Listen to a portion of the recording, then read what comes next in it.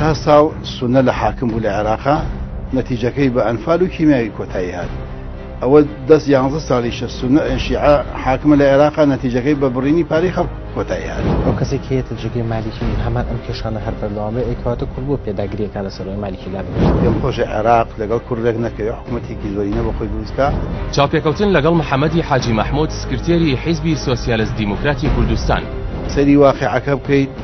واقعی و ڕابردوو بکەیت ئەبێ لەگەڵ دروستنەوەی گۆڕان لەلایەن ئیسلامیەکە وەکووە ڕابردوو بەڵام ئەگە سەیری